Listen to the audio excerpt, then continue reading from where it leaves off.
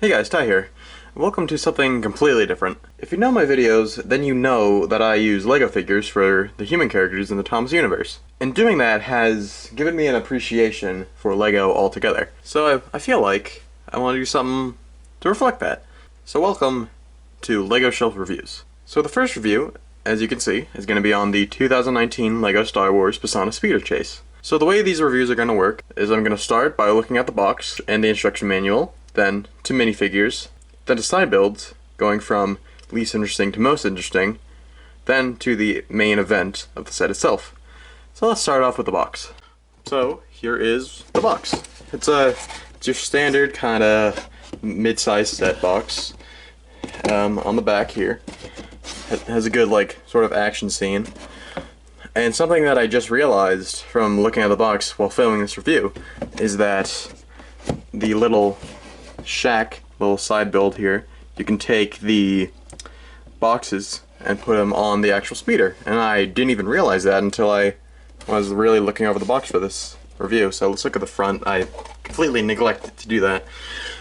And I think the front might be better than the back in this case because it has a proper action scene, kind of represents what happened in the actual scene in the movie, Star Wars Rise of Skywalker, which personally I didn't really enjoy, but I'll agree that the sets were really good. And looking up top for the actual figure size, we just have Rey. So there's the box, and here's the instruction manual. It's pretty hefty for the size of the set, but it's good that they put it all in one book instead of separating them into two like they've done in previous years. It rounds off at 109 pages, if I can get to it. There we go. As you can see, 109. There's the end of it. They have some build-a-home kind of things, and the rest of the 2019 Winter Wave lineup. Then there's the advertisements for the actual sets, and the Skywalker Saga video game, which is coming soon. I'm personally looking forward to that. Then there's the part list. And here's the part list, rounding out at 373 pieces. So yeah, that was the box and instruction manual. Now let's get on to the minifigures. So here's Rey, the first minifigure we'll be looking at. And I really like this figure. It quite accurately represents the costume that Daisy Ridley wore in the movie. It has the white kind of robe situation with the belt and such. There's the back with the hood. It would have been kind of nice if they included a hood piece, but I don't think it would have fit properly with the hair piece, so that's fine. Has her standard blue lightsaber with the chrome hilt. Pretty standard stuff there. And they have the hair piece, which was introduced in 2015 for Force Awakens. I still really think this hairpiece works quite well for Rey, and I'm glad they kept using it. So we'll flip the head, see the alternate expression. It's kind of more of an aggressive situation. The head and hairpiece have been the same since 2015. I might do a comparison between all the Rey figures that I have at some point. So yeah, there's Rey. Next up here we have BB-8. To my knowledge, BB-8 has been the same since 2015. I do believe that there have been some little updates to the print over time, but for the most part this is just a stock standard BB-8. And here's the First Order Jet Trooper. This is probably my favorite figure in the whole set.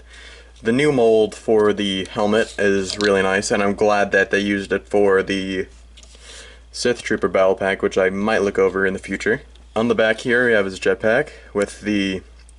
I'm not really sure what this symbol really is, but it's a nice little added detail. And on the front here they have something in Arabic, which is the main language in Star Wars if you didn't know, with another red symbol. And it has your stock standard blaster. Underneath the helmet they just have your standard angry clone face. And then there is the back print, which I think looks really nice, personally. So yeah, that's the Jet Trooper. Oh shit. Uh-oh. Yeah, there's the Jet Trooper, sorry about that one there.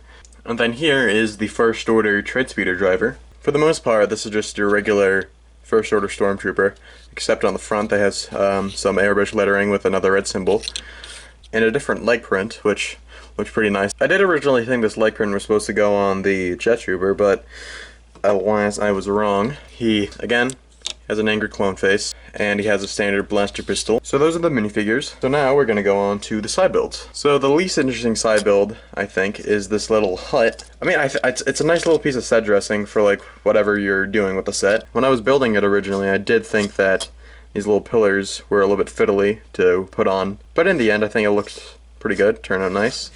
So they have two little boxes. One has a bunch of red studs, which are used for the stud shooters on the, or stud shooter that is on the speeder. And then, that box just has a bunch of miscellaneous tools. So you got this little saw thing with a lightsaber hilt on the end, shovel, and a grappling hook. And they have a little flag up here, so I do like this build, but I think it's the least interesting in the whole set. So next, we're going to be looking over the tread speeder. This is a really nice build, I think. I think the blasters on the side here turn out pretty good. They do somewhat line up with where the stud shooters are. If you don't know how stud shooters work, you just kind of push the gray lever. There it goes, and that is on the floor. Wow, I'm actually surprised that even worked. The tread does move, as you can see there. You don't really need to put much pressure on the actual speeder itself because, well, it's rubber. So I think it's a really nice touch for the set here.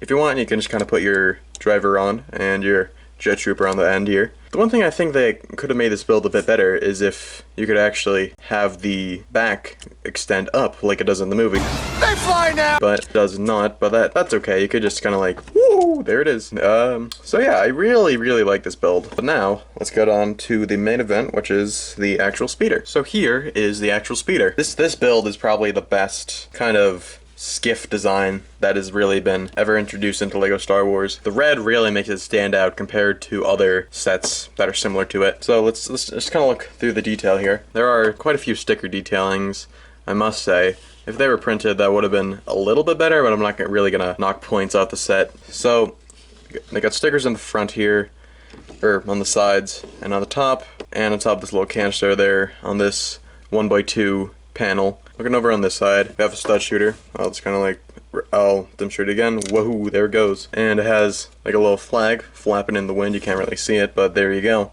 And they have these nice little tail things. I don't really know what to call them. They have these little pipes on the bottom, which are, plugged into little Technic bits on the side here. And up here you can see that there is a little bit of a sort of play feature with the little steering mechanism. It's a good little detail that's added. So now we have minifigures on the skiff itself, and I think it works quite well. You can have Rey holding the little steering thing and just BB-8, just straight chilling. So yeah, that's really about it. The set, I think, overall is very nice, but I do think it's more for display than for play. This little side build alone screams that to me. But overall, it's a very nice set. If you ever see it in a local retailer, I would highly suggest picking it up. $40 might be a little bit much for a relatively small set, but if you're looking for quality, this is where you go. So yeah, this has been the first episode of LEGO Shelf Reviews. If you liked the video, very cool. If you didn't, oh well. And I'll be seeing y'all later.